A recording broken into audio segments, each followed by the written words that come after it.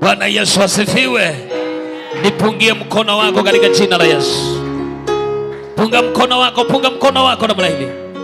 Unaweza kusalimu jirani na umkaribishe katika ibada ya siku ya leo. Mwambie leo hii tarajia kitu kikubwa katika maisha yako. Oh, haleluya, mtakie mema katika jina la Yesu. The Bible says this is the Lord. This is the day that the Lord has chosen. The Lord has ordained this day. Mungu ameichagua siku ya leo. Tutafurahi. The Bible says we will rejoice. Hallelujah. Amen.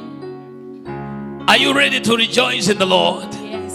Are you ready to dance in the presence of the Lord? Yes. Like David. Yes. Hallelujah. Hallelujah. We want to praise the Lord this moment as we usher in the first speaker this morning, ili kwamba atubariki katika jina la Yesu Kristo aliye hai.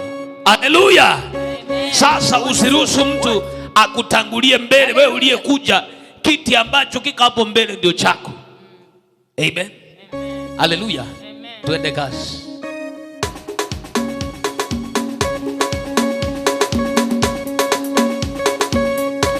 Yesu anatawala siku zote. Haya. Twende. Unakanyaga mbele bwana. Kanyaga. Kanyaga maneno yao. Kanyaga vitu yao. Kanyaga wivu wao. Kanyaga.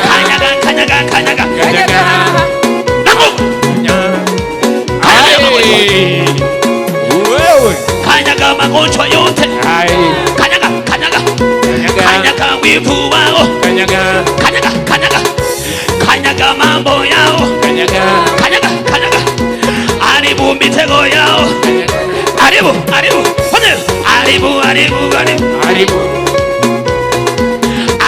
Yani Joshua ndiye anajua. Ipo kwa sawa. Haribu.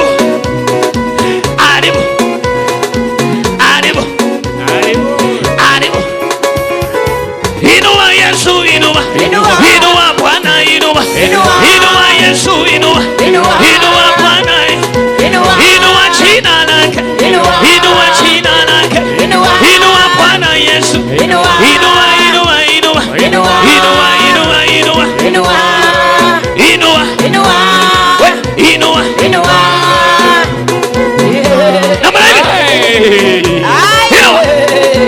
yani wa kuinua Yesu ni sisi. Inua yeye. Unaba. Unaba. Haya.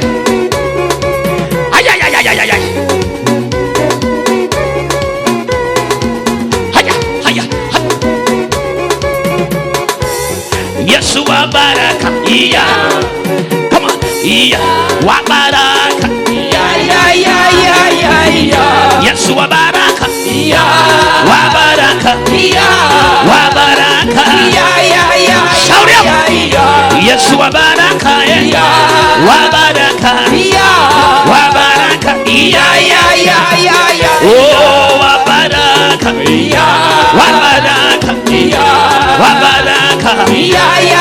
Wapi wa mama? Wa baraka. Oh, anaweza.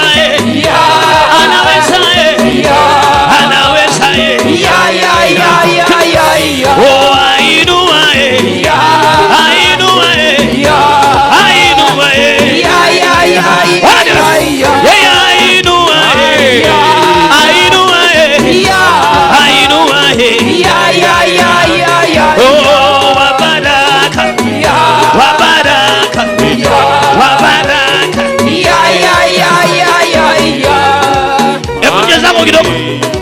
Unaweza kuchezea Bwana.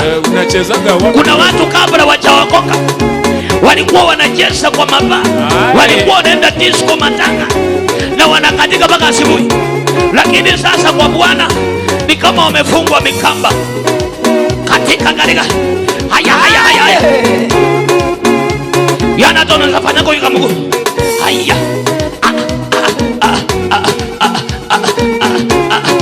Shauri yako. Wewe kama ufanye shauri yako.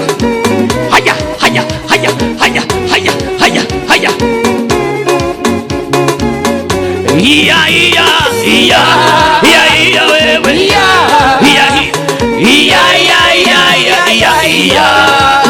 Haleluya. Bwana Yesu asifiwe. Bwana Yesu asifiwe.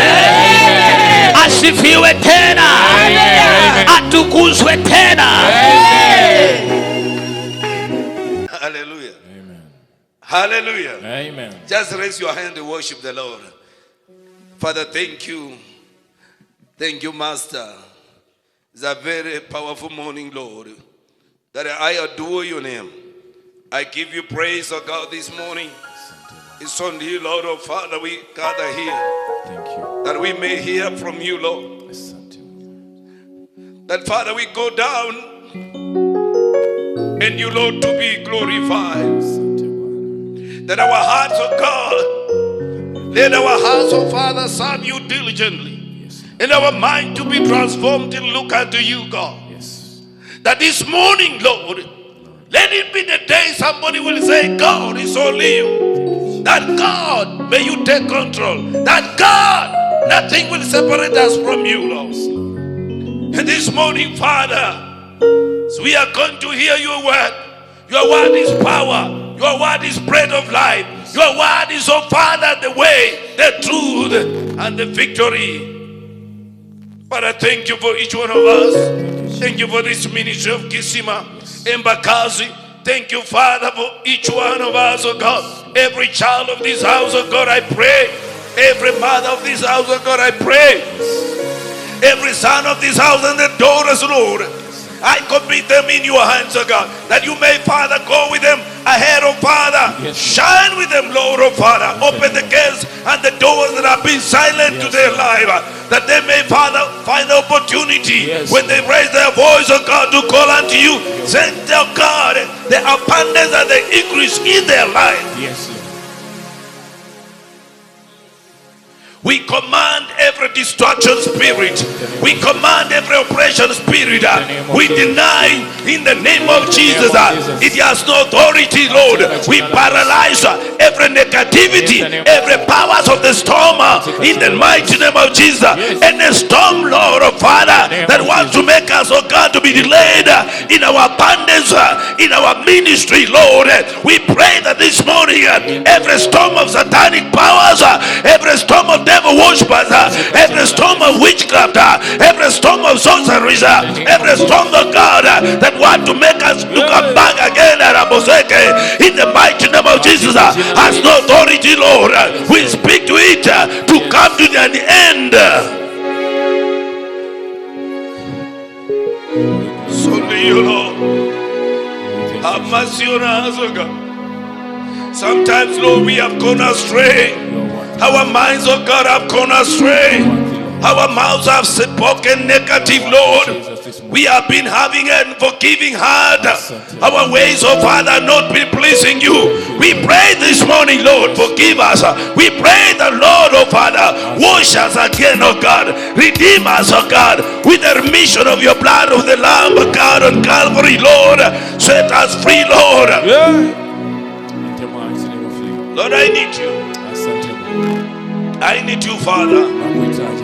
Let my heart, oh God, honor you every day. Thank you, Jesus.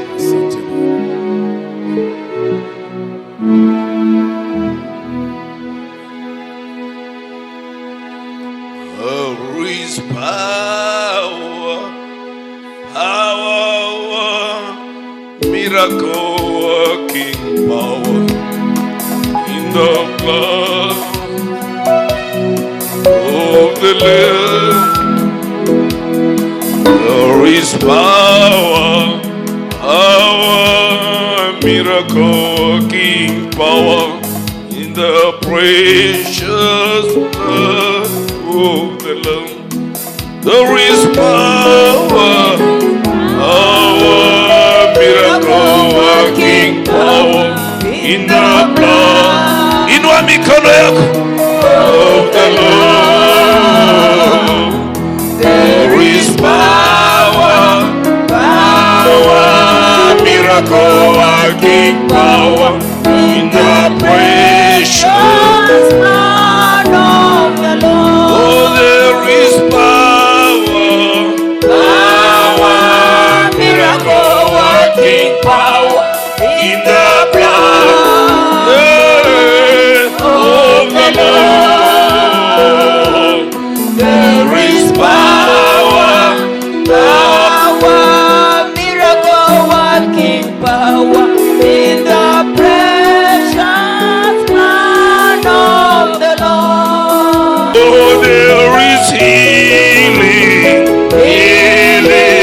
Miracle working in the blood oh, oh, oh. of the Lord. Hallelujah, there is healing, Miracle working in the precious blood of the Lord. oh, there is healing,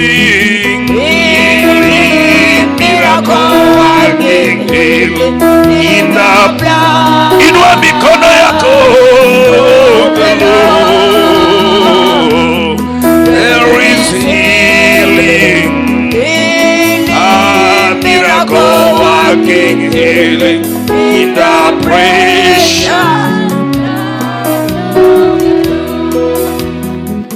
Father, thank you as we read your word. Let your word of Father dwell in us. Let this word of Father find a room in our hands. In Jesus' name I pray. Somebody say amen. Can you put your hands together and appreciate the Lord this morning? Amen. Amen. Amen. Find your seat. Take your pen and your paper as we want to study something here. And someone is going to be blessed this morning. Amen. Appreciate yourself for coming in the house of your Father. Appreciate yourself. Say, I'm alive. For those who are sitting behind, you can move closer. You can move closer. You can move closer. You can move closer. Take the position. This morning, I feel blessed. Hallelujah. Say, I'm alive. Say, I'm alive. I am perfect and excellent. Shout, I am alive. I am alive and perfect and excellent. I shall live. My life is in Christ. Hallelujah. Pigia Yesu makofi mazuri. Amen. There is this morning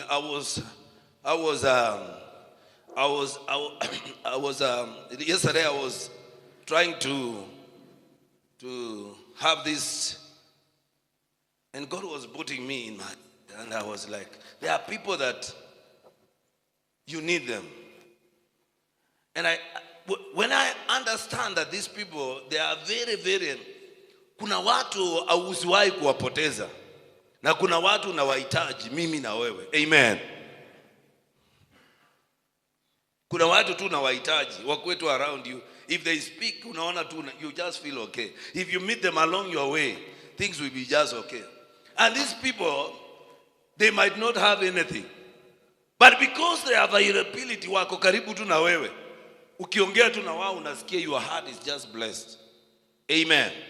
And God has put in me this word in my heart. I said, God, why do you bring this message to me? It was yesterday. Then God told me, that is the message. Amen. May God give you the people you need in your life. Because God uses people to bless people. Amen. And even they said the devil will use men, amen, to steal your destiny, to steal what you call your star, to steal what you call your grace, your favor. God will use men to bless men. And also the devil can use men. Amen. You know what? God is a spirit. Amen. And that's why when God wanted to come to this world, he looked down from heaven and he said, whom shall I send? And you know God is a spirit. So he needed a body to dwell in. And that's why Jesus now comes as a son. He was God himself in heaven. Now he's coming as a son, dwelling in the body. Hallelujah. So that to save you. Praise the living God. That's a topic for another day. People should understand that there is no God the Father, the Son, and the Holy Spirit. It's just one. But he just decided to come down. From heaven, he could not come as God because he does not eat food. He does not eat what? Hallelujah. Ndio unaona mtu anasema ati mimi napea Mungu. Upeangi Mungu. Mungu hawezi kula hiyo. Mungu ni roho. Na ndio akasema wale wanamwabudu lazima wamwabudu katika roho na kweli, katika Yohana 4:23. He's a spirit. So he needs you. And that's why in Romans chapter 12 he's saying you are the temple of the living God, because now he don't have the temple to dwell in. He's looking for you. Hallelujah. Hallelujah. May you become the temple of the living God. May you be the temple that God is dwelling in you, into this generation. Somebody say amen. May you be the temple that God is searching. The Bible says that the Spirit of God and the eyes of God are looking. Atashuka ndani ya nani? Kumbe ashukangi kwa kila mtu bwana. Bwana Yesu asifiwe. Inua mkono wako, sema Bwana Yesu, wacha leo niwe chombo ambacho nitatumika kwa ajili ya Mungu. Amen. Hallelujah. Alafu akufani sana. Wale wewe unafikiria ati hawawezi, huyo ndio Mungu anachagua. Unajua yeye angaliangi katika generation tunaishi, na baada ya kuleta neema anaweza tumia chombo chochote. Amen. Amen. Kuna siku mimi niliona Mungu akatumia mwendazimu, na watu hapa tulikuwa tunapita hii airport. So kuna wakati hata tulikuwa naendaka na Tony huko, tunaenda tunaomba kwa hiyo airport. Siku nyingine nikakuwa peke yangu na mtu mwingine alikuwa ni mwendazimu. Akatuambia unajua nini? Unaona mkienda hivi kuna wakora wako hapa. Na ni mwendazimu. Wako wananyang'anya watu. Na nimeona wacha tu niwaambie, sijaambia hao wengine. Yani Mungu anaweza tumia mwendazimu, imagine. A madman is telling us to not cross. Kuna njia wale walipitanga airport, mliona kuna njia ilikuanga tunapita katikati ndio utokezee Mombasa Road. Si ni kweli? But sasa tunaambiwa msipite hapo. Na kweli watu wanakuja wanasema, wa mama anasema tumeporwa.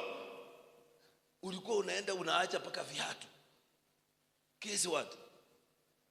Wenye wako na mawiki kama ya Justina unaacha.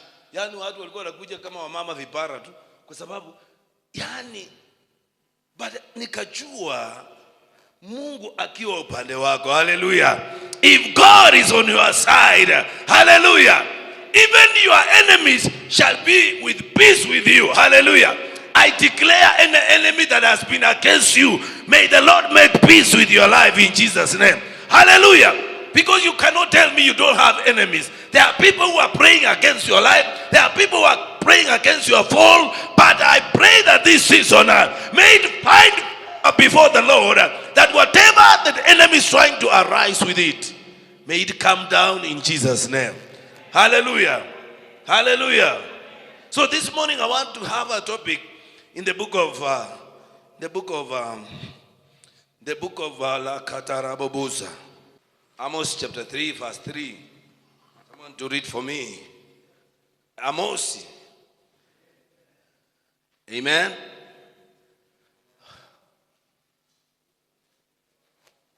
Amos chapter 3 verse 3. Amos.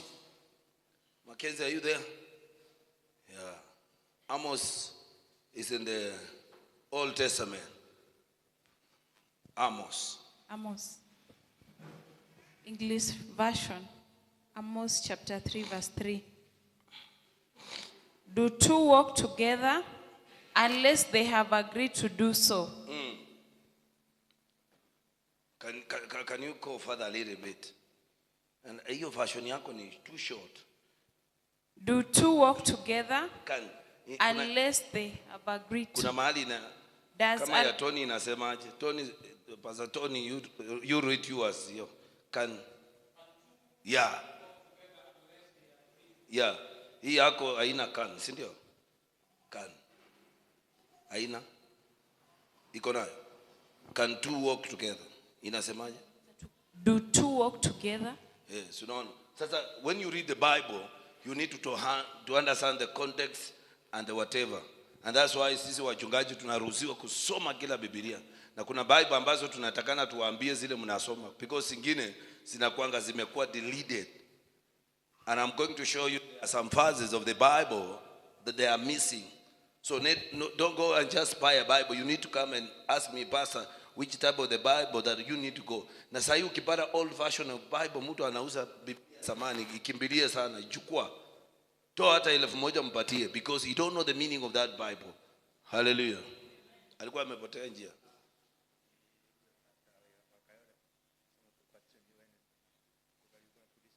Okay. Praise the living God. Hallelujah. So the Bible says two cannot walk together until they agree, which means there are some things that God cannot give you until there is also an agreement. Amen. Praise the living God. Two cannot do what? Cannot walk together until we have an agreement. Praise the living God. So, what is an agreement? An agreement is a way of, an agreement is an act of acceptance. An agreement is an act whereby watu wawili wanakubaliana kwa jambo. Bwana Yesu asifiwe. And my topic I want to speak about, when God ends a season, don't force a connection. When God ends a season, don't force connection. It means there are some connection that God can end. And it means there is some connection that God can reconnect. Amen? God can end your marriage. And God can reconnect that marriage. Or God can reconnect to another marriage. I have come to understand there are some things we are praying, but God is saying no. And some things that we are praying, God is saying yes. And there are some things we are praying, God is saying never. He keeps silent. So sometimes, I don't know. You to understand God, you need to pray. Because I understand that when you pray God, the Bible says, before you pray, I know what you need. And why is it that now the answer is not coming? And you have not committed any sin. You have not walked out of the counsel of the wickedness or sat in the counsel of the wicked people. You have just been good. You have been a forgiving prayer warrior, a woman of God, a man of God. But now comes here, things are not working. Things are not moving the way they are supposed to be. And now you find it is God who is interfering it. Praise the living God. I came to understand that the devil created you. You are created by God. It is only the devil that came to steal, kill, and destroy. Hallelujah. Jana tukawa tunacheka na ndugu mmoja, tukaulizana wakati kijana mmoja sio alikuwa rasta ama nini, na alikuwa amekunywa pombe vile anafukuza shetani na sekunde moja. Alimpatia tu mafacts. Kwanza alimwambia wewe ni loser. Kwanza wewe ndio mtu wa kwanza kukuwa blacklisted kutoka heaven. Wewe unaniambia nini hapa? Wewe ni pure kabisa. Shetani alipita na mlango akatoroka. Sasa ile wewe unakemea huyo pepo kuanzia asubuhi mpaka jioni. Huyo kijana na ajui Mungu. Alimpatia tu facts peke yake. Kama kwanza unakuja kunisumbua na nimejilalia hapa.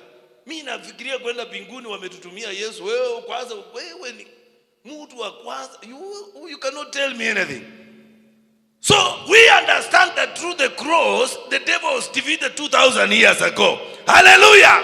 Say, I am a winner. No matter what the enemy is trying to challenge you, you are the winner. You are the chosen son, the royal generation.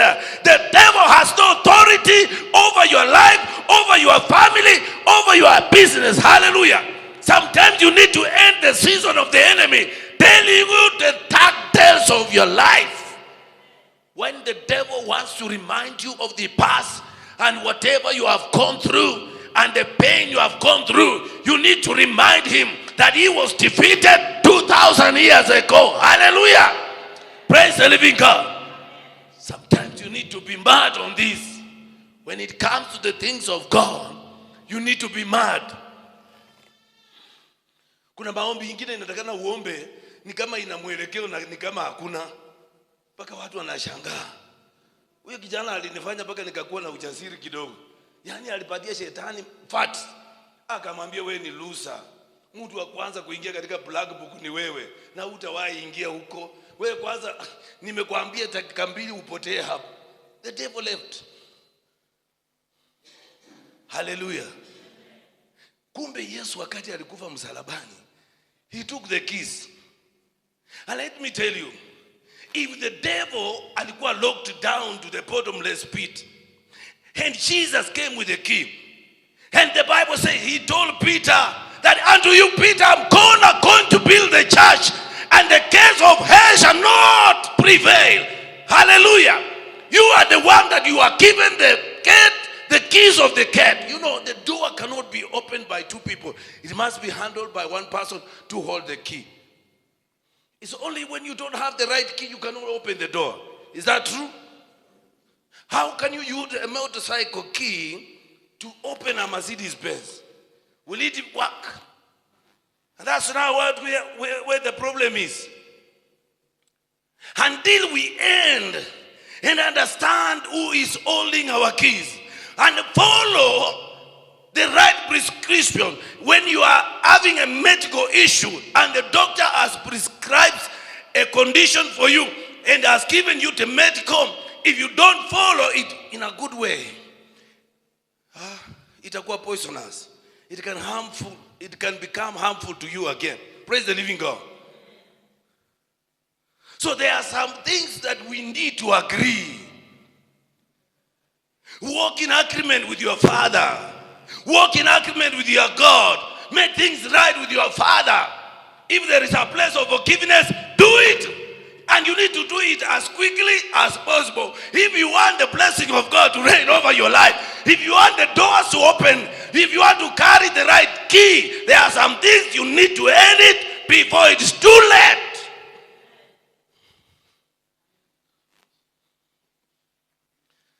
So it's only somebody is holding a key of unforgiveness. Now, familiar to that one, let me tell you. When the Lord talked to me, I said, Lord, forgive me. Sasa ni mimi ndio huyo nimeshikilia nataka kufungua Mercedes Benz na nimeshikilia kifunguo ya pikipiki. Sasa mwene naka sana sasa. Papa fungua. Are you with me here? I'm telling you, there are some things we need to end for God to speak positive in our life. And I've said there are some keys you are holding. Each one of you are given a key. You cannot open a door with 2 people holding the 1 key. That's wrong. Each one of us, we have the key. Hallelujah. So if you are the temple of the living God, and God is holding your hand, and that's why the way to heaven is only Jesus. And how Jesus vile alijipresent hapa duniani. Mimi nakwambia, na akasema, I am the way, the truth, in John chapter 14, and the life. So there is nothing outside Christ ambaye ndio nimekuja nikarealize. Acha niwaambie, unaona watu tunaonanga wako kwa bar nini hao watu kwenda mbinguni. Mimi nakwambia inaweza, yani utashangaa. Kuna siku tuliongea na Tony, mlevi mmoja akatupatia mistari, yani mpaka tukashangaa. Tukamwambia na ndugu huko, akasema huko mimi sitoki, sababu nikiingia huko kwenu mtanipollute. Wacha tu nikae huku, watanipika tu vibogo na mimi napita. Lakini nyinyi mnajifanya mko kwa white. Yani huyo jamaa alitu challenge. I'm not advocating you to go and do whatever they are doing. But let me tell you, if you have known the truth shall set you free. And if you are playing with the truth will tie you again. Praise the living God. Because if you know the truth and you cannot do it, you are already condemned.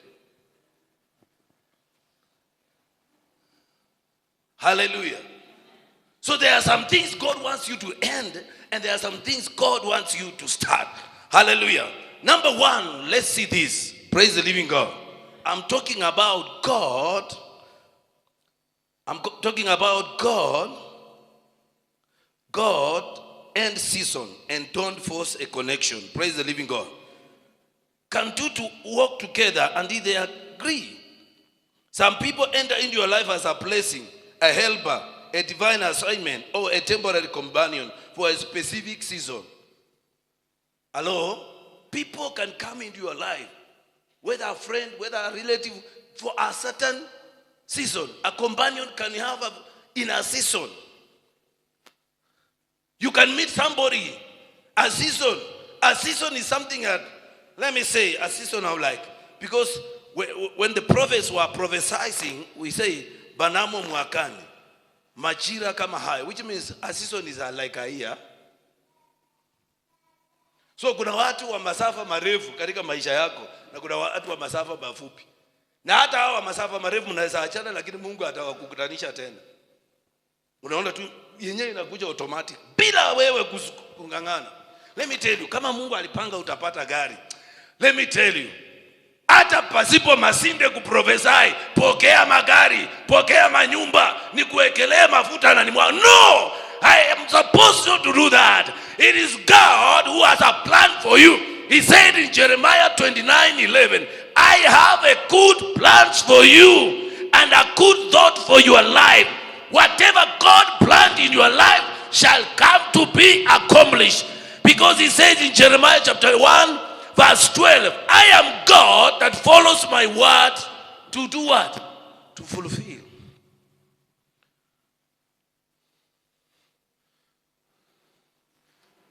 Do you know how you can enter into heaven within a very short time? Amen? It's not praying so much. Sio kuomba sana. Ati huyo ndio muombezi anaenda mbinguni. Sio kuimba sana. Hallelujah.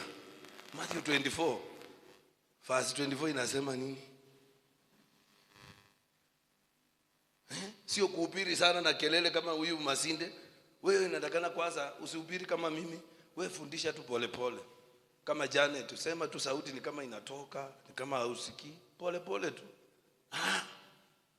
Tumepewa neema tofauti.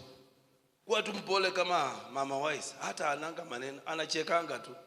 Hata aonyeshi kama amekula, ana pesa. Yaani ukimpata anga tu anafurahi. Basi. Na unaweza kumpata tu ako kwa kazi yake. You cannot understand them. Yaani hii mbingu wenye wanaingia huko saa zingine ni watu hawaeleweki. Na ndio anasema alikuja kwa waliopotea ili waliopotea wapate kumjua na waingie. Maana wajuaji wako. Amen. Na anaacha na wao. Ukikuwa mjuaji kwa mambo ya Mungu nimejua hata kuacha. Lakini ukikuwa mpumbavu kwa mambo ya Mungu, ndio unaona Biblia anasema njia ya msalaba yani iko na upumbavu kwa wale ambao wanaifuata. It's foolish. Ukifuata hii mambo ya Mungu ndakana ukue mchinga. Tukisema ruka juu, unapata tu tunakurukisha. Mpaka watu wanashangaa. Mwingine aliniuliza, "Mnaruka?" Yani mtu akisema ruka juu, na wewe ni mnaruka tu. Yani ni njia ya msalaba hii kwa wale wanaenda huko ni you must become a fool. Paulo akasema afadhali niitwe mimi ni mpumbavu wa nani? Wa Yesu. Praise the living God. Matthew 24. What does the Bible say? Verse 24 there. I'm talking about God. Matthew 24 verse 24. Yes. Kwa maana watatokea wakristo wa uongo. Yes. Na manabii wa uongo. Yes. Nao watatoa ishara kubwa na maajabu wapate kuwapoteza. Kwa yamkini hata walio wateule. Tazama, nimekwisha kuwaonya mbele. Basi kuambia yuko jangwani, msitoke yumo nyumbani, msisadiki. Kwa maana kama vile umeme utokavyo mashariki ukaonekana hata magharibi, hivyo ndivyo kutavyokuwa kutavyokuwa kuja kwake Mwana wa Adamu. Kwa kuwa popote ulipo mzoga, ndipo watapokusanyika tai. Amen. Hapo ndipo ukiona tai inakusanyika, kuna mzoga, si ni kweli? So kuna watu ambao katika maisha yako lazima uone faida yao ni nini na wanataka upate nini. Yesterday I was meditating about an umbrella. An umbrella is something very, si ni kweli? When there is lakini mvua ikiisha umbrella inakuaga nini? Sasa inatakana wakati mvua inaisha so imekuwa useless. Hata unapata mtu anaitupa tu hapo, hataki kuiweka vizuri, hataki kuipangusa. So there are people that are meant because wakati wa shida ikiisha utaona huyo mtu.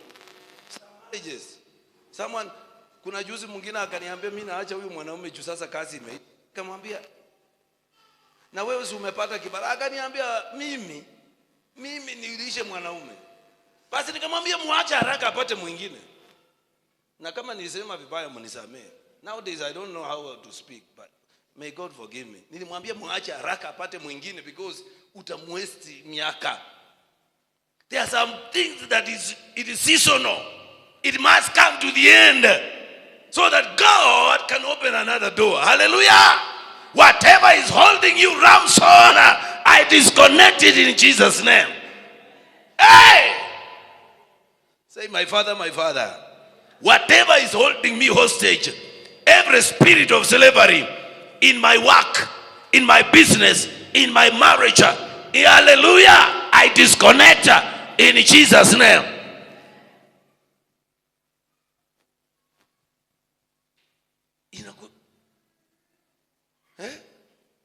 They will do wonders. Na ijasema hiyo ndio itaenda mbinguni, which means inaweza kuwa nabii na nifanye maajabu na miujiza. Ukiendelea kuna mahali nasema wale ambao watakaovumilia, unaona kuvumilia kwako tu hiyo. Na kuvumilia ni nini? Uchatafuta Mungu mwingine, hiyo ndio utatoboa tu. Haujaenda maji matakatifu, hujaenda kitambaa, hujaenda kutafuta hii, hujaenda kusema hii ndio mwake rivers usiku. Amen. What was meant for you, hata kama itakuwa na miaka, lazima itafanya nini? Itatimia. Praise the living God. Hallelujah. So tusitishwe na vitu. Tishwa kwa sababu wewe haujaenda kuona Mungu mwingine. Kuona Mungu, umeomba leo haujajibiwa, usitishwe. Umengojea kitu fulani chatimia, usitishwe. Wale ambao watakaovumilia mpaka mwisho, hawa ndio wataingia. Nilipokundua hiyo kitu hata saa hii nilirelax sana. Nikasema kumbe tunajisumbuanga. Mpaka juzi nilikuwa nasema kiomba, nikasema sijui niende mlimani kutafuta Mungu. Nikasikia kitu kingine ikaniambia, kwani nani amepotea? Si wewe ndio umepotea. Yeye hako. Ukae kwa nyumba yako, hako. Ukae kwa kona ya nyumba, hako. Usimame kwa varanda kama shoshi hapo kwa plot, hako. Anasema nitakuwa na wewe hadi mwisho wa dahari. May the Lord be with you in Jesus' name. Hallelujah. So when you see the story of like Ruth and Naomi, they were these two women that they got married to this woman. The sons died, and the Bible says now Naomi was saying she wants to go back. I'm talking about seasons that God can end. Don't force it. And the Bible says now Ruth, she clinged on Naomi and said she wants to go with her. But huyu mwingine akaenda na yeye kufika kwa bota, akakiss, akasema yeye afanye nini? Haendelei. Kuna watu lazima utawapea busu, na kuna watu lazima mutaenda mupite boundaries. May the Lord give you the people that will go with you. When you go down, you will be with them. And that is the only person called the Holy Spirit. And that is the only person called Jesus Christ. May the Lord walk with you. When you go down, go with the Lord. When you come up with the Lord. Hallelujah. Praise the living God. Sometimes when you go down, you think the Lord is not with you. The Bible said, Naomi said to Ruth, can you go back? She said, when you go to your people shall be my people. Hallelujah. I shall not leave you. That is the power of the Holy Spirit. And that is the promise that God said to us. Hallelujah. May the Lord walk with us. And he will not leave us alone. He will send the Holy Spirit. Atakuwa na sisi, atatembea na sisi mpaka katika mwisho wa dahari. So ninataka nikutie moto na asubuhi ya leo na kutabiria kwamba Mungu aliyekusaidia ukakaa katika mji huu ataenda na wewe, hata kuacha kwa mipaka kama Orpa. Ataenda na wewe mpaka ufike mahali ambapo unatakikana. Haleluya. So tembeanga ukijua kuna watu watakuacha kwa njia. Yes. Kuna ndoa zingine mimi nakwambia hapa hazitaenda mbali. Hasa ikifanyika wacha kwenda kufunga, unakemea kwa sababu kama hujakosea mtu na mtu ameamua afunge vitu zake aende, utampiga. Si ni mtu mzima?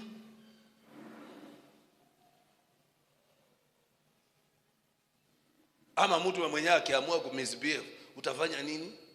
It was just a season. Huyo ni Orpa, alikuwa akupeleka kufikishe mahali fulani.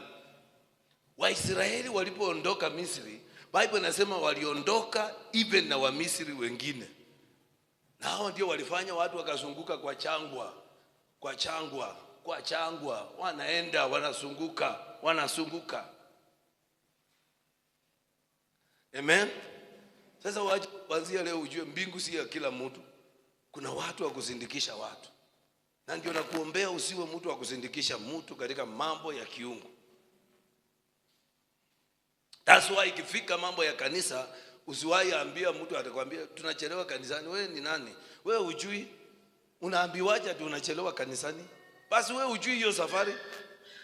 Wewe ni Misri ambao unataka kufika mahali alafu utarudi nyuma.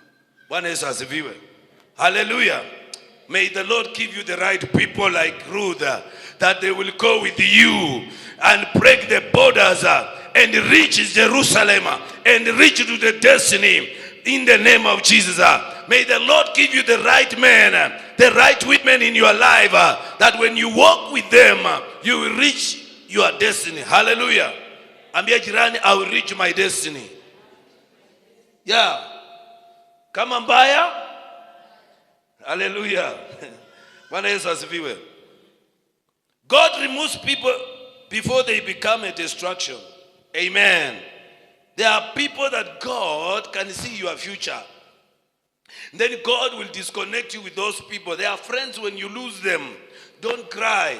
Sometimes God has seen that this man does not have a seed of God. This woman does not have a seed of God. These people, they don't have your future. They are vision killers. Hallelujah. This man will distract you. If today my daughter's here, you find a man, then all of a sudden this man tells, ondoka kwa hiyo kanisa ndio nikuoe. Then kwa sababu wewe unataka ndoa, basi unaniambia mzee, mimi nachelewa. It's okay. Tunakupatia saa hiyo. Mimi kama kuna mtu ako na haraka ni huyu Masinde. Mimi hata ukinionyesha saa hii, hata ukiniambia tena unataka kuongeza, bora nikwambie mimi si nguvu ni yako. Mimi sina shida. Hii kanisa kama kuna mahali uko na freedom ni hapa. Because hivyo ndivyo unataka. Lakini wewe na huyo Yesu wako mtamaliza vipi? Amen. Vijana ukitaka kuoa saa hii, hata hatuna maneno mengi hapa. We just pray. I just bless you. Because akunanga ile white na ile, but the end of your life with Christ, it matters a lot. The distraction will come. like that of Samson. The Bible says Samson reached a point whereby now akacheza na wa kwanza, akacheza na wa pili, akakutana na mtu anaitwa Delilah. Nywele ikafanya nini? Kanyolewa. Sasa tukiwa vijana, unacheza na wa kwanza, utacheza wa pili, wa tatu atakuwa Delilah, nywele itafanya nini? Tanyolewa. Na msichana naye utacheza na wa kwanza, utacheza na wa pili, utacheza na wa tatu, wewe utakuwa Delilah, na wewe korova itakuangukia. Amen. Wakati Samson anaisha, Mungu naye atasema hata wewe Delilah, kazi yako pia naye. So kuna vitu lazima vitamalizika katika destruction. So there are people in your life, when you walk with them, see what you are carrying. Are they beneficial on your side? Does this friend of mine like prayers? Ama tunaweza ongea usiku pasipo kutachako mambo ya Mungu, pasipo kwenda kusema tuende kanisani tuombe, pasipo kusema tuende wapi. And that's why the Bible says in the book of Psalms chapter number 1 verse 1, what does it say? Hallelujah. People you need in your life, watu ambao unawahitaji katika maisha. If God wants to end the season, don't force it. Because there are people you need them. Hallelujah. But there are people you don't need them. Unaangalianga faida yoyote, hata huyo mtu akiwa mbaya na inarudia upande wa Yesu, huyo mtu mtafute Bwana. Hiyo ndio jibu nimekupea. Hata Justina leo akuwe mbaya kiasi gani, na mimi najua faida ya Justina katika mwili wa Kristo, nitamtafuta. Amen. Kwa nini wewe tukutafute? Wewe uharibifu wako kwa Kristo hauna faida. Umuhimu wako kwa Kristo hauna. Hawezi omba, hawezi kucha, hawezi osha, hawezi fagia, hawezi ongoza, hawezi ukaimba, lakini unataka kuharibu. Hiyo Biblia inasema atakayeharibu hekalu langu. Amen. Huyo mimi nitafunga jiwe kubwa nirushe katika kilindi cha bahari. Hekalu ni nani? When you destroy somebody's and you don't bring them to Christ, that's how Christ is angered with you. Amen. Ndio unaona nawaambianga leta watu katika Kristo. Usiondoe mtu katika Kristo. Kipata mlevi mkaribishe. Baada mtu asiyechua Mungu mkaribishe. Baada mtu wa dunia nje mkaribishe. Mlete ndani katika Kristo. Hallelujah. What does the Bible says in Psalms chapter number 1 verse 1? Psalms chapter 1 verse 1. Heri mtu yule asiye kwenda katika shauri la wasio haki. Yes. Wala hakusimama katika njia ya wakosaji. Wala hakuketi barazani pa wenye mizani. Bali sheria ya Bwana ndio impendezayo. Amen. Sheria ya Bwana ndio impendezayo. If this person is having the law of God, that is the friend you need to keep. That is the person you need to walk with. This person is the only person that is making God to appear. Remember the book when the Bible says Abraham and Lord, they were niece, nephew or niece. Niece, nani alikuwa niece wa mwingine? Lord. And the Bible says they reached a time whereby the separation was there, but it was a good separation. Amen. Kuna watu mnaachana kama unalia machozi. Sio kurushania mikono. Unaachana because unajua kesho huyo mtu unamhitaji. Amen. Kuna watu mnaachana ukiambia Mungu katika mwili wa Kristo huyu mtu anafaa.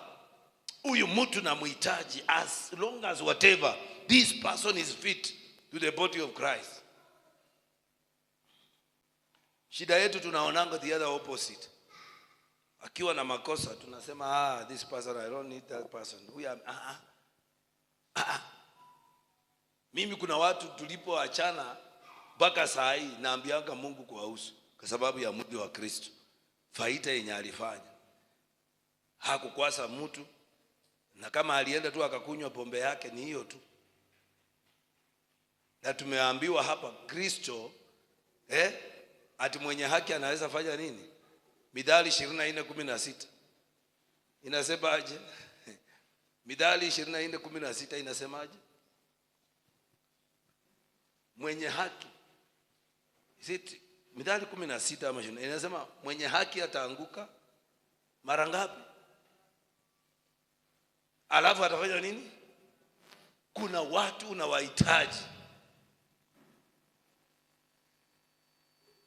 unawahitaji wasimame, maana watu hawa Mungu anajua sababu katika maisha yako kukupatanisha na hawa. Inasemaje? Matthew, sijui ni is it Proverbs, inasemaje hiyo 24:16 ama sema, soma hiyo 24:16. Rabaya ntalababusha. Methali 24:16 nasema, kwa maana mwenye haki huanguka mara 7 akaondoka tena, bali wasio haki ukwazwa na mabaya. Usifurahi adui yako angukapo. Sasa si kila mtu ni adui. Wengine ni wako na haki. Hallelujah. Si kila mtu ni adui. There are people, they are not enemies.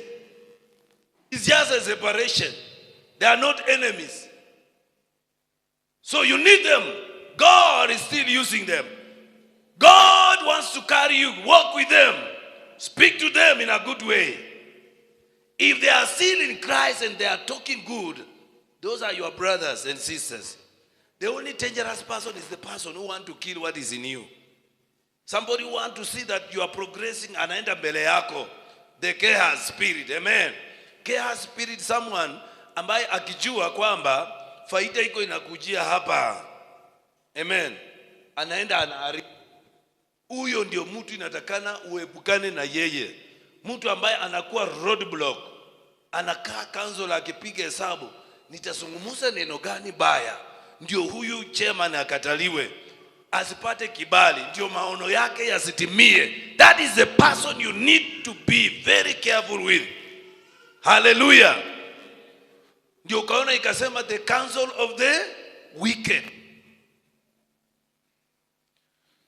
So kuanguka kwako leo na kushuka hakumaanishi kwamba ati Mungu amekuacha. Hallelujah. Hayo ndio baadhi ya mambo ya kumfuata Kristo. Huo ndio msalaba. Bwana Yesu asifiwe. Hallelujah. Ninakutia moyo, nasema hata kama majaribu yamewaka kama moto, Bwana atasababisha mlango huu ukifungwa, atafungua mlango mwingine.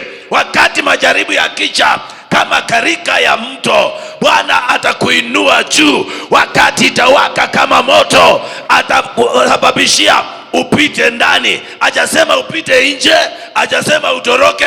Hiyo moto inawaka, atakupa amani ya miguu na utapita ndani. Naongea na mtu ambaye mambo yamewaka moto, ya kwamba hiyo moto utapita ndani na utatoboa. Leo hauna, kwa sababu ni moto unapita ndani. Watu wanakuona hauna kitu, lakini nami nasema ni moto tu unapita ndani. Moto ya shida, moto ya magonjwa, moto ya njaa, moto ya kukosa kazi. Mwaka huu season itakuja kuwa na ushuhuda. Hallelujah. Some seasons are made to bring you into maturity. Some seasons are made to bring you so that you have a testimony. Some seasons are made not to destroy you, but to make you bold, so that when you are going, there are some oppression you are going to meet. Like what Caleb said, he told Joshua, when I was young, the Lord said, this mountain belongs to us. And he said, we shall go and fight. And he was 82 years old. Hallelujah. Whatever the Lord has promised you, no matter how long it will take, you and your children, you shall still possess, and you shall have it. Your children shall see the fruits that you have labored in Jesus' name. Hallelujah. Mungu atasababisha. Wale mnakaanga mnasema sijui sina. So long as you have not gone astray. Nilikwambia tu kitu ambacho usichoke. Neno tu usichoke. Uende useme niliambiwa nikimwaka hiyo tu. Hiyo ndio itakupoteza. Sijui ni okay na hii. Unanunua Mungu wa 100 wa 200, hiyo tu ndio itakufanya. Lakini wewe enda tu vile huko. Hallelujah. Hallelujah. In the book of is it Mithali ama Mhubiri 9? Mtu alisomea Mhubiri 9:11. Hallelujah. Mstari wa 11. 9 verse 11. Usikie vile inasema. Hii kitu haitaki kumbe. Jana nikawa naongea na huyo mchungaji tukiwa tunaongea, tukasema hata hatutachisumbua. Because kweli by the way, Daudi katika Zaburi akasema nimeona watu wanafanikiwa. Watu sumayo unapaka watu wanafanikiwa mpaka unaanza kuwa na wivu. Tauni ya kwetu sasa hivi wachungaji wanapishana. Huko kwetu Kimini kila mchungaji anataka kuwa bro. Hata wale ambao tu kufikiria wanataka kuwa, mpaka sasa ndio tunaambiwa ndio wanaongoza kwa majini. Sijui kama ni ukweli ama ni hiyo tu ni report mimi nimesikia. Mimi sijaona hiyo majini mimi mwenyewe. Lakini watu wanapepea. Watu wako na hata wale walitoka nyuma yetu wako wanatupita ni kama tumesimama. Sasa mimi nikianza tu kufikiria na huyo mwenye alikuwa anacheza keyboard sasa amenipita aje? Biblia inasema watakaovumilia tu. Yaani si ati hii watakaoomba na kukesha. Omba na kukesha hiyo ni kawaida. Lakini wale watakaovumilia angalia jirani yako kama anaweza vumilia. Muangalie tu. Hata saa hii ukimkanyaka anaweza akavumilia kweli. Unajua ukitaka kujua mtu mkanyageko uone. Nakwambia umekanyaga wrong number. Mpaka unashangaa. Huyu ndi dada umekuaje wrong number tena? Hebu nisomee Mithali Mhubiri 9:11. Mhubiri 9:11. Nikarudi na kuona chini ya jua ya kwamba si wenye mbio washindao katika mchezo. Si wenye mbio. Ukiona watu wanakimbia mbio kupata vitu, katika mambo ya Mungu haisemi kwamba wao ndio watapata. Wala si walio hodari washindao vitani. Si watu hodari wenye nguvu. Wale tunawaona, huyu ni kama amefaulu, huyu ni kama amefanikiwa. Hawa ndio waliofaulu. Hawa wenye magari ndio wako juu. Hapana, haisemi hivyo kwa mambo ya Mungu. Haleluya. Wala si wenye hekima wapatao chakula. Si ati kwa sababu wenye wako na hekima ndio wanakula vizuri. Nasikia mtu anasema leo najisikia kula samaki, anakula. Nakwambia unaweza kula mboga kuanzia Januari mpaka Disemba na uko na Mungu. Na mtu akule samaki asubuhi, akule saa 7, akule tofauti jioni, akunywe juice, lakini hana Mungu. Haisemi kuwa na chakula kukula vizuri ndio inamaanisha uko na Mungu. Biblia inasema Danieli akasema sitaki hiyo chakula yako, nataka tu nikule mboga na mimi nitakuwa na Mungu. Biblia inasema alikula hivyo na roho hakumuondokea wala Mungu hakumwacha. Wala ambao mnaona mnakula vibaya, kula vibaya sawa katika mwili, lakini moyo wako uko na Mungu. Haleluya. Wala si watu wa ufahamu wapatao mahali. It is not about that because you have something that you are gaining.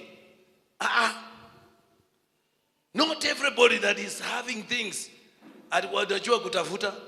Kwani wewe kaa chini. Mtu aliniambia juzi, my sister alikuwa ananiambia ati bwana yake alipiga picha akimuonyesha walikuwa wamekosana, sasa anaishi, akamwambia vile pesa hako nazo, akamwambia hizo ni zako, kwani sisi tunatafutanga kokoto? Anasema naye akapika 200 zake zenye alikuwa nazo akamtumia. Huyo alitumia. Kwani hiyo ni kokoto? Alimuuliza hiyo ni kokoto. Hallelujah. When you walk in contentment, hallelujah, Yesu akasema tutembee katika kutosheka. Na kutosheka ni kusema Yesu ni wewe tu katika maisha ninayo. Haleluya. Na kuombea utosheke kwa jina la Yesu. Na kuombea asubuhi ya leo, wacha utosheke. Licha mambo kuinuka, hata maadui wakuseme nini, tembea katika kutosheka. Na kutosheka ni kukuwa na Yesu peke yake.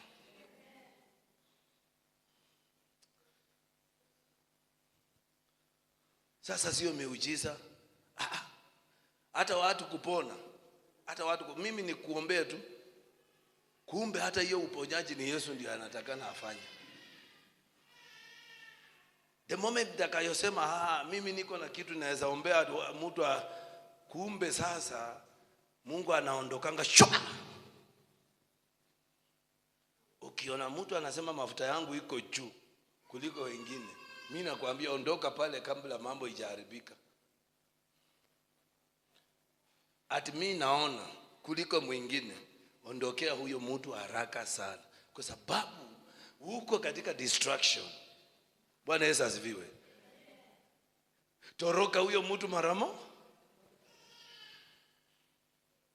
Ukiona mtu anakuambia nikuletee machi ngapi, unatuma 300 yako, huyo mtu mtoroke mara moja.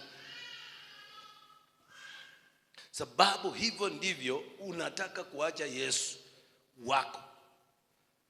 Na hivyo ndio mambo yatakuwa magumu. Ukiona mtu anakuambia sasa utakuwa unavaa vazi ya white ndio roho ashuke na ya kukemea shetani. Nilienda mahali pengine nikaona huyo mtumishi alikuwa na mashati kama 4, kanzu. Akasema hii ni ya kufukuza majini. Akajipima kidogo, nikamwambia hii, akaniambia hii ni ya kutimua majini. Na hii ni ya kuita malaika. Nikamuuliza malaika wanaitwa, akasema hii naona sasa nikivaa hii malaika wanashuka. Na kweli unaona hizo vitu zina respond, by the way. Si uongo, zinafanya kazi. Akaniambia, nikamuuliza na hii nyingine. Akaniambia hii sasa kama nataka kumaliza maadui. Yani it was more than hata mchawi wa kawaida hawezi fanya hivyo. Mchawi wa kawaida ako paka na mtungi. Mtungi unaandika shida zako, unaenda unaweka kwa mtungi, alafu anafunga kitambaa ya red. Sasa na anavaa hiyo kanzu sasa ya black. My friend, we have gone too far. Hallelujah. Sema Bwana Yesu, nipe neema. Hallelujah. So there are people you will separate in good, like Lot and Abraham. In good, utaona mtu mtakutana. Hata kuna watu hapa tutakutana tu vizuri, watakuja tu. Mmoja jana amenipigia simu, kaniambia mzee, nilikublock lakini si kwa ubaya. Nikasema Mungu anaongea. Yes. Hallelujah. You need those people. It is God. Na pia Mungu anataka akupime moyo wako. Wewe ni wa kusamea ama hapana?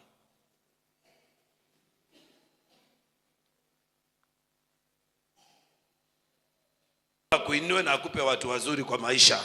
Hallelujah. Praise the living God. Hallelujah. May the Lord make a way for you in Jesus' name. Hallelujah. So seasons zingine lazima Mungu atafanya separation, kama Lutu vile alifanyiwa na Abrahamu, wakatengana tu kwa sababu majani yalikuwa madogo. Na baadaye Bible inasema alipofamiwa Lutu akatekwa nyara. Nani alienda kumuokoa?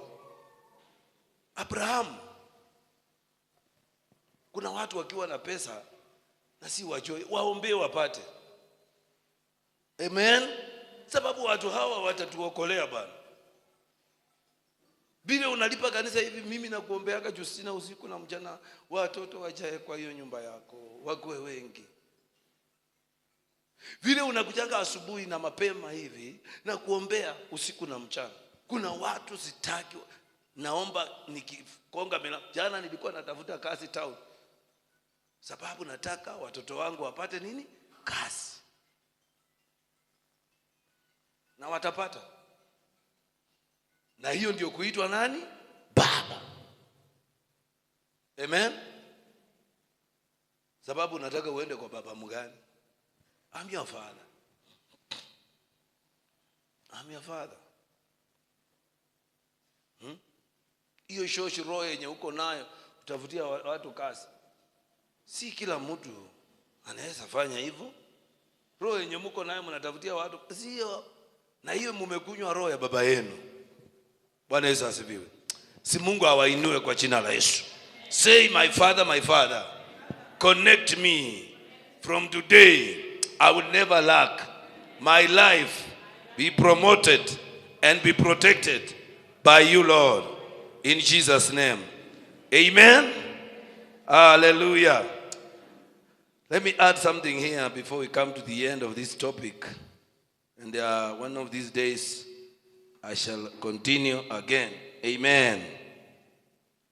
We are talking about agreement of working together. Praise the living God. Hallelujah. Amen. Number 3 is every departure is not demonic. Amen. Every departure is not demonic. It's not demonic. Kuna mtu alikuacha.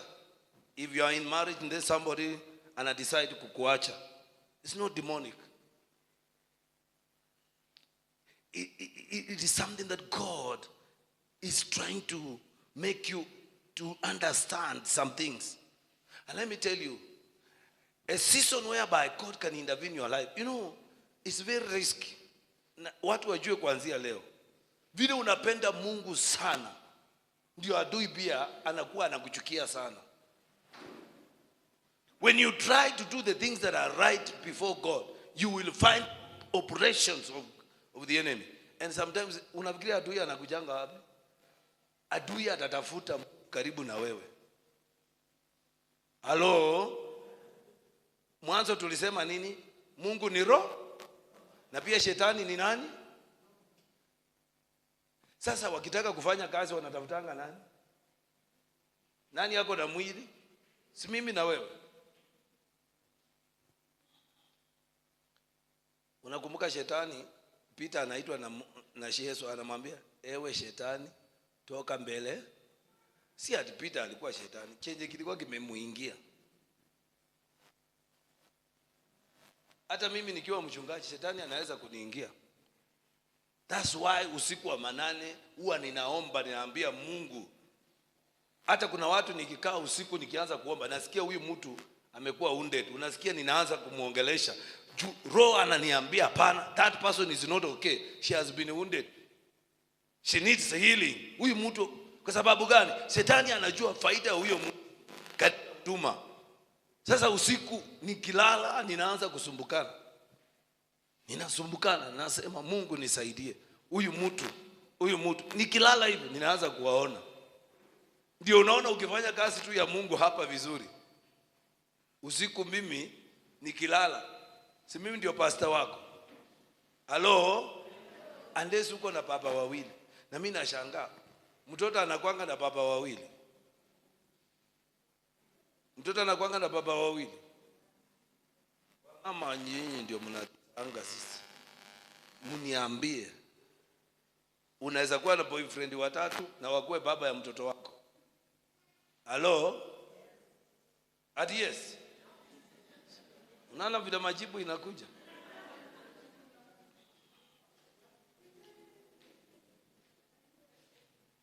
Sasa when you are connected to your father, Apostle Masinde huyu, nitakutafuta, utasikia roho yangu inakosa. Nikiamka usiku nikiomba ninasikia ninawashwa. Hapana, she's not okay. Somebody is. Amen. And that's why the Bible says, for those who labor among you, nitaanza kuona Rose, she's not okay. Nasikia saa 12 nimeamka Rose. Ananiambia baba, leo sijalala. Na imekuwa hivi na hivi. Kwa sababu gani? The heart. Where the soul is. The moment unafanyanga vitu vizuri kwa hii madhabahu, roho yako ndio inapuanga hapo. Hiyo ni mwili unapelekanga tu. Ukiingia tu hapo hii madhabahu inasema. Sasa nikitaja tu fulani, unasikia Bwana ananiambia huyo mtu hayuko okay. She's wounded. She's down. She's oppressed. Praise the living God. So there are some things whereby it's not everything that is demonic. Remember Barnabas and Paul. The Bible says when they separated, they came again and reconciled and came together. There are people you need to reconcile with them. It is because God wants you to part ways, but God wants you to reconcile.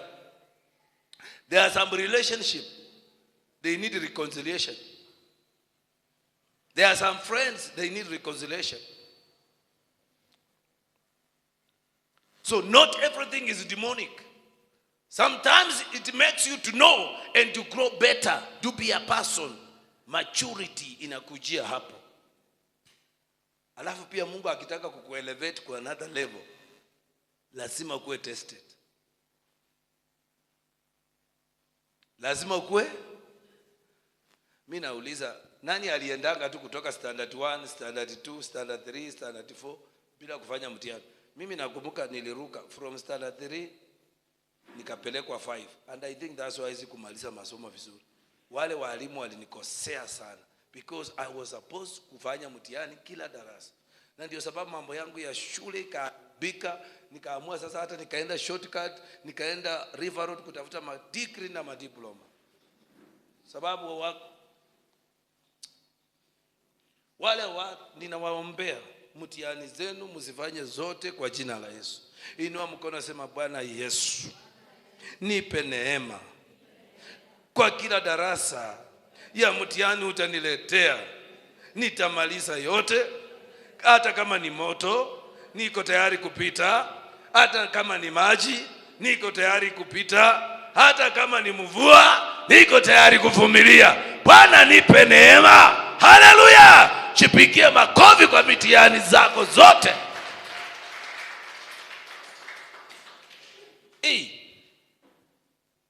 Usikue kama apostle. Masomo, the education, I did not go well. I did not finish. It is because I jumped from standard 3. Mwalimu akasema huyu mtoto ni akili nyingi sana, tumpeleke mbele. Na hivyo ndio walinimaliza. Wakapeleka 5. Sasa nikaona mimi sasa ni mwerevu. Sasa hata kusoma ikakuwa ngumu. Na time tu siku ya mtihani na naenda na kitabu moja nimeweka hapa na kalamu. Na kweli nikifanya napita. Mapepo ikasema sasa na huyu naye ndio tutatumia vizuri. So mimi najua kwamba shetani wakati unapata some operations na vitu changamoto zinakuja, kuna spirituality maturity fulani Bwana anataka kukuamini. So sometimes hizi vitu zinatendeka si ati kwa sababu it is God is preparing you. Mungu anakugusa. Amen. Na ndio unaona Mungu alikuwa ananizungumzia juzi, nikasema lazima hapa, na tunaenda kukua na classes hapa ambayo ni lazima uwe mama wa hii kanisa. Kama we ni mama, lazima utatuambia hii miaka umekaa hapa ni nini huwa unaongeleshwa na Roho Mtakatifu. Simama hapa utuambie. Hata kama utasema semeni amen, semeni amen mpaka 1 hour ishe na ukae chini. Na lazima tukupatie chance. Wewe sema wewe ni muimbaji na hujui kuhubiri, hujui kusema neno la Bwana. Lazima tukujue. Lazima upate conviction ya Mungu ndani mwako. Because tusipokupea nafasi hapa leo hii, kuna watu hautawalea.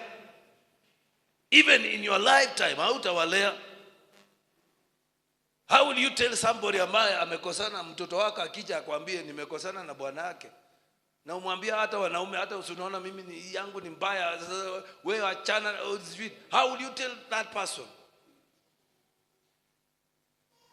So you need to pass through the test. And the Bible says you shall pass through the test and you shall make it. You shall win. Amen. Because the one that is on your side is greater. The one that is in you is greater than the one who is outside.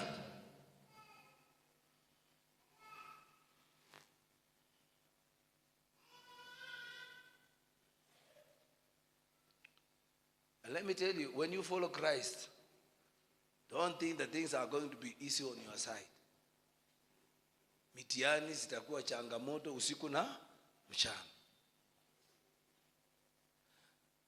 maana ujue kwamba hapa sio kwenu. Na Biblia inasema, Yesu akasema, wale ambao watapoteza mwili huu kwa sababu yangu wataufanya nini? Wataupata tena. Lakini ukitaka kutokwenda kupata mwili ingine huko, kwa mtu wa kurudi nyuma, wa give up, sasa mtihani kikushinda, basi si uta repeat. Kuna my sister ali repeat mpaka sijui ali repeat karibu miaka 6. Unajua kwetu we are 42. When I say hatusabuangi wa mama, si tunasabuanga wale watoto huyo jamaa alileta. We are 42. So I have many of them that I can do examples. Praise the living God. I have many of them.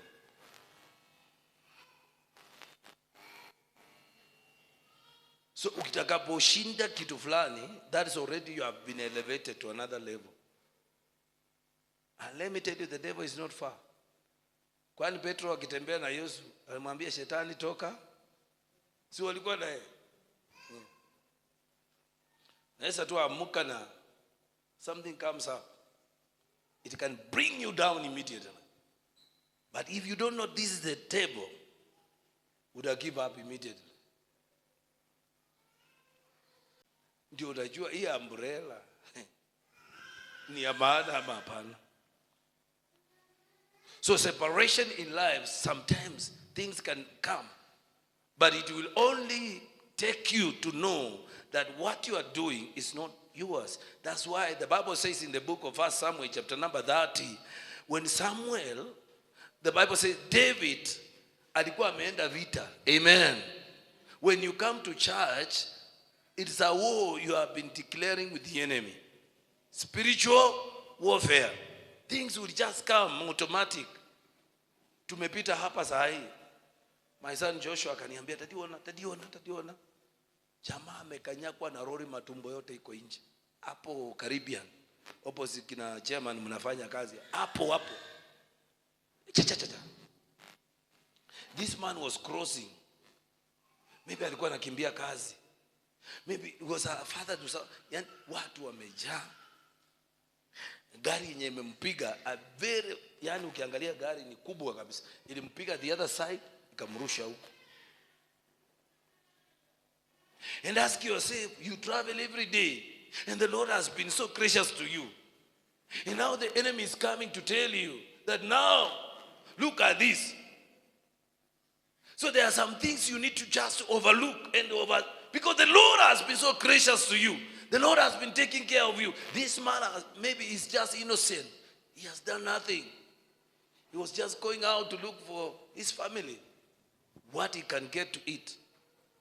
Now his life has been cut short here. And for us, hizo matatu tumengangana, tuliamka saa 11, saa 12 kwa sababu gari iliharibika iko kwa garage. Sasa lazima tutembee, tunapita asubuhi. The key that you are holding, your key is not my key. Each one of us, you have your own key to unlock what belongs to you. And it's only Jesus who has the right key. So when you have Jesus, you have the right key. Whatever will come against your life shall not kill you, but what has meant part to you. The Bible says, Joseph said, yenye ilikuwa imepangwa ni mbaya, but God has meant good things for you. And I want to say this to you, that kile kilipangwa kibaya kinyume na maisha yako, kinyume na ndoa yako, kinyume na watoto wako, kinyume na kazi ya Mungu, Bwana ananiambia nikwambie, ilipangwa vibaya na adui, lakini Mungu anataka kukuinua kiwango kingine. Sema amina.